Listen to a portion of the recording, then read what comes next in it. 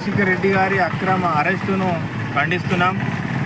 ప్రజలంతా ఒకసారి గమనించాలని ఇల్లంతకుంట వేదికగా కోరుతున్నాం. తెలంగాణ ప్రజలు చక్రధర్ గౌడ్ అనే ఒక బ్రోతల్ హరీష్ రావు లాంటి పెద్ద మనిషి మీద కంప్లైంట్ చేస్తే కేసు రిజిస్టర్ చేసి ఆయనను కోర్టుకు పంపించడానికి ప్రయత్నం చేసిన పోలీసు వ్యవస్థ, ఒక శాసనసభ్యుడు, నియోజకవర్గానికి అధిపతి ఒక శాసనసభ్యుడు కనుక నా ఫోన్ ట్యాపింగ్ అయిపోతుంది, మాకు రక్షణ లేదు, మాకు రక్షణ కల్పించండి, దీనికి కారణం ముఖ్యమంత్రి రేవంత్ రెడ్డి గారు అని కంప్లైంట్ చేయబోతే కంప్లైంట్ తీసుకోకుండా పోలీసు పరారైతే ఎందుకు తీసుకోరు అని నిలదీసి అడిగితే ఇవాళ విధులకు ఆటంకం, తప్పు చేసిండు అనేటువంటి సంకేతంతో ఆ కేసు పెట్టి లోపలికి వేయడం అనేది ప్రజలంతా గమనించాలని కోరుతున్నాం.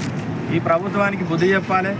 ఎందుకు అంటే కౌశిక్ రెడ్డి కాదు, ఖతర్నాక్ రెడ్డి అనే సంగతి ముఖ్యమంత్రి రేవంత్ రెడ్డి గారికి తెలుసు. ఆయన వెంట ఉండి ముఖ్యమంత్రి గారు నీ సంగతి మొత్తం తెలుసు కౌశిక్ రెడ్డి గారికి. బయటికి వచ్చిన తర్వాత నీ బండారం అంతా కూడా బయట పెడతాడు. కౌశిక్ రెడ్డి అటు విడిచిపెట్టేటోడు కాదు. మేము కూడా కౌశిక్ రెడ్డి బయటికి వచ్చేదాకా నిన్ను విడిచిపెట్టేది లేదు. నీకు శాతం అయితే 9వ తారీఖు వస్తే 4,000 ఇస్తా అంటావు, 9వ తారీఖు వస్తే 2 లక్షలు తెచ్చుకుంటావు, 9వ తారీఖు ఇస్తే అప్పును మాపంటావు.